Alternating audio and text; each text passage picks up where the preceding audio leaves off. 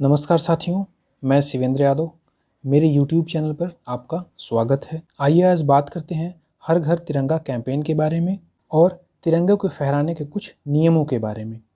राष्ट्रीय ध्वज के सम्मान और महत्व को ध्यान में रखते हुए उसे घरों, कार्यालयों, संगठनों, एजेंसियों और अन्य स्थानों पर फहराने के कुछ नियम हैं जिनका हमें पालन करना चाहिए। तो आइए जानते हैं कि घर पर तिरंगा फहराने के कौन कौन से मुख्य नियम हैं। हर घर तिरंगा कैंपेन में आज़ादी के 75वें साल के अवसर पर सरकार के द्वारा हर घर तिरंगा अभियान चलाया जा रहा है। ऐसे में घर पर राष्ट्रीय ध्वज नागरिकों को उसकी गरिमा और सम्मान के अनुरूप फहराना चाहिए। हमारा ध्वज राष्ट्रीय गौरव का प्रतीक है। उसके सम्मान और महत्व को ध्यान में रखते हुए उसे घरों, कार्यालयों, संगठनों, एजेंसियों और अन्य स्थानों पर फहराने के कुछ नियम हैं जिनका हमें पालन करना चाहिए। भारतीय ध्वज संहिता 2002 के अंतर्गत सभी नियमों, रिवाजों, औपचारिकताओं और निर्देशों को एक साथ लाने का प्रयास किया गया है। इसमें राष्ट्रीय ध्वज को अपने व्यक्तिगत प्रतिष्ठानों, घरों इत्यादि में फहराने से संबंधित नियम, कानून और परंपराओं का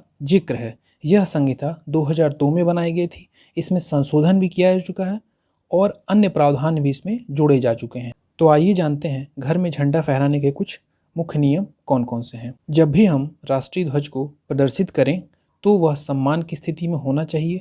अगर राष्ट्रीय ध्वज क्षतिग्रस्त हो तो उसे प्रदर्शित नहीं किया जाना चाहिए। ध्वज पर कुछ भी लिखा या छपा नहीं होना चाहिए। किसी अन्य ध्वज या झंडे के साथ एक ही बराबर में राष्ट्रीय झंडे को नहीं फहराना चाहिए। कोई अन्य झंडा राष्ट्रीय ध्वज के ऊपर और बराबर नहीं होना चाहिए। फूल माला या प्रतीक सहित कोई भी चीज़ ना तो राष्ट्रीय झंडे के ऊपर और ना ही जिससे ध्वज फहराया जाता है उसके ऊपर रखी जानी चाहिए। महत्वपूर्ण राष्ट्रीय सांस्कृतिक अवसरों और खेलों के दौरान जनता को कागज के बने ध्वज को लहराने की अनुमति है। समारोह समाप्त हो जाने के बाद कागज के झंडे को न तो विकृत किया जाए और न ही फेंका जाए। एकांत में पूरे सम्मान और मर्यादा के साथ उसका निपटान किया जाए। हाल ही के दिनों में सरकार ने राष्ट्रीय ध्वज फहराने के नियमों में कुछ अहम बदलाव किए हैं। इसके तहत अब रात में भी झंडा फहराया जा सकेगा और इसके अलावा मशीन से बने और पॉलिएस्टर से बने झंडे को भी लोग फहरा सकेंगे।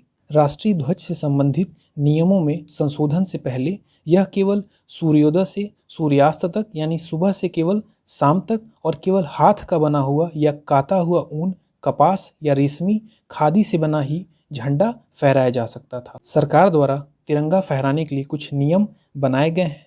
ऐसे में अगर आप तिरंगा फहराने जा रहे हैं तो उन नियमों को जानना बेहद ज़रूरी है, क्योंकि अगर तिरंगे को फहराने में इन नियमों का उल्लंघन हुआ तो उसे तिरंगे का अपमान माना जाएगा। हर घर तिरंगा अभियान के तहत पूरे देश में 20 करोड़ तिरंगा फहराने का लक्ष्य रखा गया है। ये वीडियो अगर आपको अच्छी लगी हो तो इसे लाइक करें, अपने दोस्तों के साथ शेयर करें और मेरे चैनल को सब्सक्राइब करें और अपनी राय कमेंट में ज़रूर बताएं। तो मिलते हैं फिर ऐसे ही किसी और वीडियो में। तब तक के लिए अपना ख्याल रखें। धन्यवाद।